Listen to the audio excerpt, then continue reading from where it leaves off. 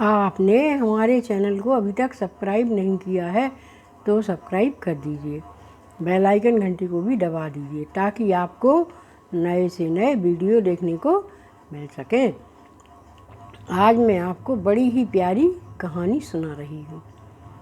हमारे पड़ोस में दो मित्र रहते थे। दोनों में बड़ी ही अधिक दोस्ती थी। इतनी अधिक दोस्ती थी कि एक दूसरे से बिल्कुल बिना मिले नहीं रह पाते थे।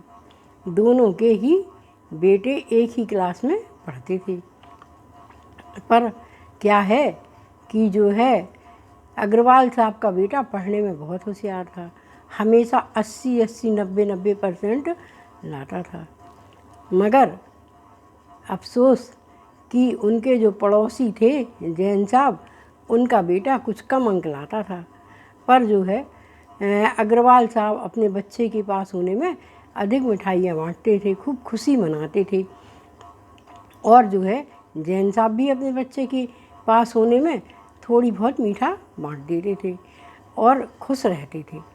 तो अग्रवाल साहब कहते कि भैया तुम्हारे बेटे के तो 54% नंबर आए हैं, पर तुम तो भी दुखी नहीं दिखते हो। तो अग्रवाल साहब जैन साहब कहते कोई बात नहीं, कम आए ना ठीक है, पास तो हो गया ना ठीक है, हमें उतने में ही बहुत संतोष है। होते होते दोनों बच्चे बहुत अच्छे नंबरों से पास होते हुए चले गए। दोनों ने इंजीनियरिंग में दाखिला ले लिया और अग्रवाल साहब के बेटे ने कंप्यूटर साइंस से मिल ली उसको, क्योंकि जो है वो क्या कहलाते हैं अच्छा था पढ़ने में, और इसको बेचारे को जो है कुछ भी नहीं मिला। तो इसने सिविल ले लिया, सिविल इंजीनियरिंग कर ली। अब अग्रवाल साहब के बेटे को बहुत अच्छी जॉब मिल गई और वह बाहर चला गया। अग्रवाल साहब ने खूब मीठा बांटा सब में और खूब खुशियाँ मनाई, खूब बैंड बाजे बजवाए कि हमारा बेटा तो अमेरिका चला गया। जैन साहब ने भी अपने बेटे के पास होने की खुशी में थोड़ी बहुत मीठा बंटवा दिया था। पर अग्रवाल साहब को बड़ा घमंड रहता था कि देखो मैंने अपने बेटे को अच्छा पढ़ाया लिखाया और उसको विदेश भेज दिया। अग्रवाल साहब कहते चलो ठीक है, मेरा बेटा पास हो गया ना इंजीनियर, मैं तो बहुत अच्छा खुश हूँ और मुझे कोई दुख नहीं है। उन्होंने अपने बेटे को अच्छे नंबरों से पास न होने की वजह से कोई भी नौकरी नहीं मिल पाई। तो उन्होंने अपने बेटे के लिए एक काम किया कि उसको छोटी मोटी ठेकेदारी करवा दी। उनका बेटा ठेकेदारी करने लगा और थोड़ी बहुत घर की आमदनी होने लगी, घर का खर्चा चलने लगा। एक ही तो उनका बेटा था, उतने में ही वो सुखी रहते थे। और उसने अपने एक छोटी सी गरीब से घर की बहू से शादी कर ली। और अग्रवाल साहब के बेटे ने तो अमेरिका में लव मैरिज कर ली। उन्होंने अपने ही तरह एक सॉफ्टवेयर इंजीनियर लड़की से शादी कर ली और अग्रवाल साहब से आशीर्वाद लेने आ गए। अग्रवाल साहब ने खूब बड़ी पार्टी दी और खूब खुशी मनाई। पर जैन साहब ने तो बहुत छोटे साधारण रूप में ही अपने लड़के की शादी कर ली। बहू घर में आ गई। बहू बहुत सुंदर और बहुत सुशील थी। वह सुबह उठती और उसका नित्य का काम था कि वह अपने सास ससुर की जो है चरण छूती, उनको चाय बनाती, नाश्ता बनाती, उनको चाय नाश्ता कराती और उनको समय समय पर दवाइयाँ देती, क्योंकि जैन साहब बुजुर्ग हो चुके थे तो वो थोड़ी बहुत बीमार रहने लगे थे। इधर अग्रवाल साहब क्या करते कि सुबह उठते हैं, उनकी मैडम कैसे ही चाय बनाती और चाय बनाकर रूखा सूखा नाश्ता बनाती। कभी कभी जैन साहब जो है अपनी बहू के हाथ का बना हुआ नाश्ता अग्रवाल साहब को भी खिलाते आ जाते थे और कभी कभी अग्रवाल साहब को अपने घर पे ही बुला लेते थे और अग्रवाल साहब को अच्छा अच्छा नाश्ता कराते थे।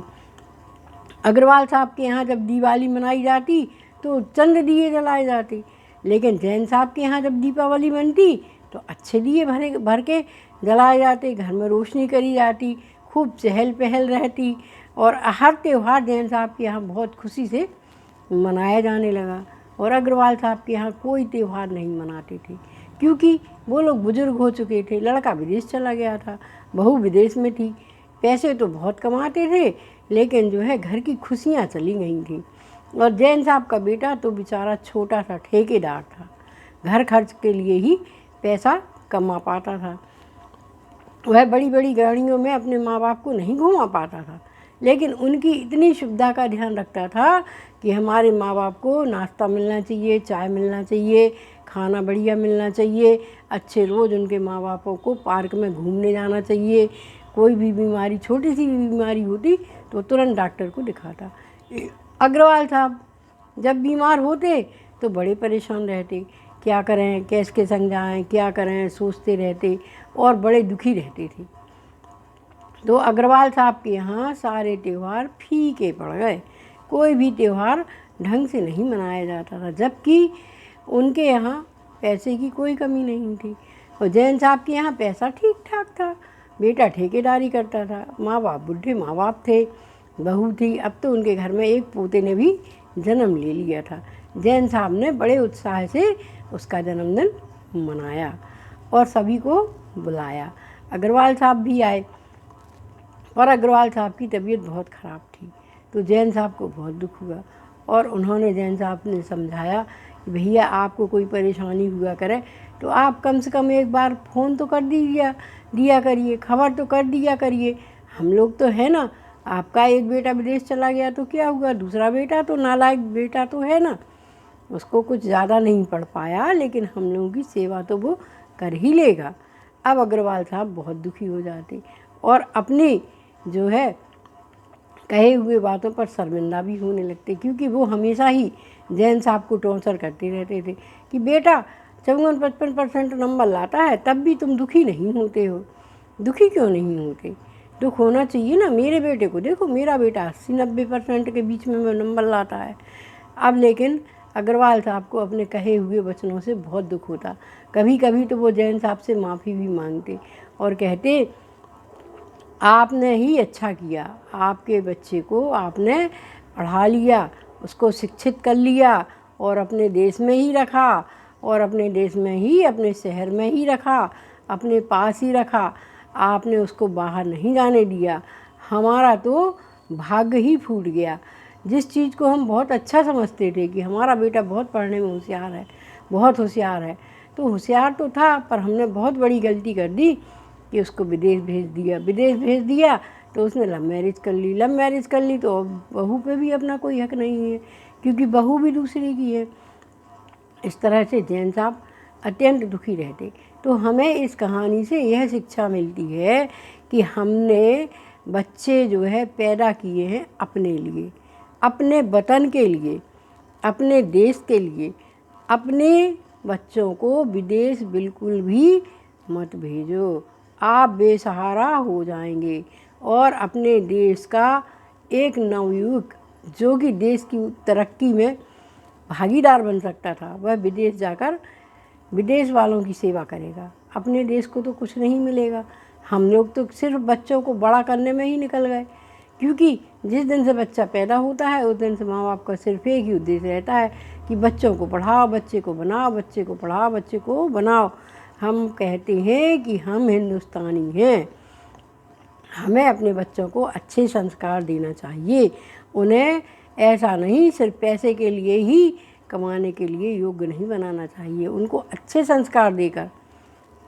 संस्कार देकर और समाज में उनका सहयोग बने, इस तरह से हमको उनको शिक्षा देनी चाहिए। और हम भी सुखी रहें, हमारे बच्चे भी सुखी रहें और हम भी सुखी रहें। हमारा सहारा कहीं विदेश ना चला जाए, इस बात का हम सबको विशेष ही ध्यान रखना चाहिए। अतः हम सभी हिंदुस्तानियों से यह अनुरोध करते हैं कि बच्चों को पढ़ाओ या ना पढ़ाओ, पर उनको अपने यहाँ के सनातनी संस्कार ज़रूर डालो।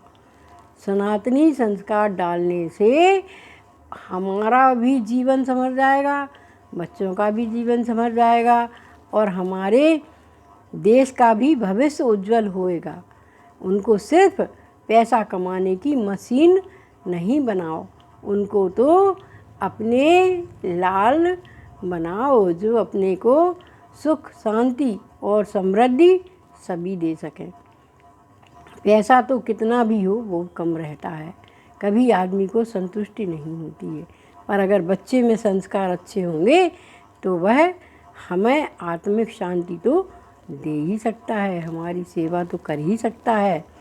हमें अपने बच्चों को बहुत ही योग्य बनाना है, उनको सनातनी बनाना है, उनको हिंदुस्तानी बनाना है। अपनी देश के लिए हम बच्चा पैदा करते हैं, ना कि विदेश के लिए।